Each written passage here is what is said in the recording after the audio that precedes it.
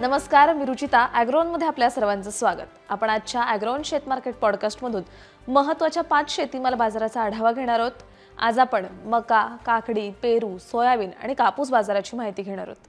बाजारामध्ये सध्या रब्बीचा मका विक्रीसाठी येतोय. यंदा खरीप आणि रब्बी दोन्ही हंगामात मका लागवड आणि उत्पादन वाढले होते. बाजारातील मक्याची आवकही चांगली आहे, त्यामुळे मक्याच्या दरावर काहीसा दबाव आलाय. सध्या मक्याला बाजारात सरासरी 2000 ते 2300 रुपयांच्या दरम्यान भाव मिळतोय. महत्त्वाच्या रब्बी मका उत्पादक भागातील आवक चांगली आहे. मक्याची बाजारातील आवक आणखी काही आठवडे टिकून राहण्याचा अंदाज आहे, त्यामुळे काही आठवडे मक्याच्या भावात काहीसे चढ उतार दिसू शकतात, असा अंदाज मका बाजारातील अभ्यासकांनी व्यक्त केलाय.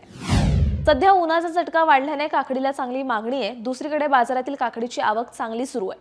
मागणी आणि आवक यामुळे राज्यभरात काकडीचा बाजार टिकून आहे. राज्याच्या वेगवेगळ्या भागात काकडीला सध्या 1100 ते 1800 रुपयांच्या दरम्यान भाव मिळतोय. काकडीची आवक पुढील काही आठवडे कायम राहील, त्यानंतर आवकेत घट येऊन दरात सुधारणा होऊ शकते, असा अंदाज व्यापारी आणि शेतकऱ्यांनी व्यक्त केलाय.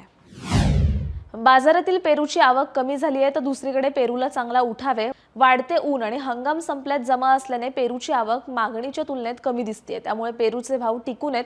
सध्या पेरूला बाजारात वाण आणि गुणवत्तेप्रमाणे 3000 ते 4500 रुपयांच्या दरम्यान भाव मिळतोय. बाजारातील पेरूची आवक कमीच राहण्याचा अंदाज आहे, त्यामुळे पेरूचा बाजारभावही टिकून राहील, असा अंदाज पेरू बाजारातील अभ्यासकांनी व्यक्त केलाय.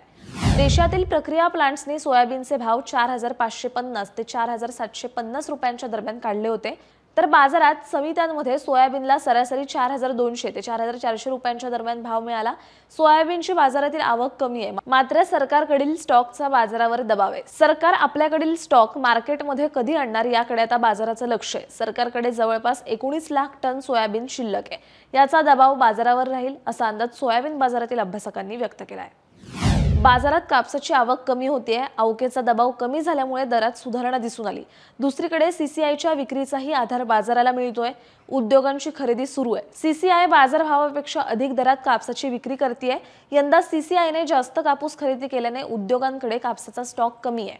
उद्योग बाजारात गरजेप्रमाणे कापसाची खरेदी करतायत, त्यामुळे दर टिकून आहेत. सध्या कापसाला बाजारात 7300 ते 7800 रुपयांच्या दरम्यान दर मिळतोय. कापूस बाजारातील आवक कमीच राहील, असा अंदाज कापूस बाजारातील अभ्यासकांनी व्यक्त केलाय.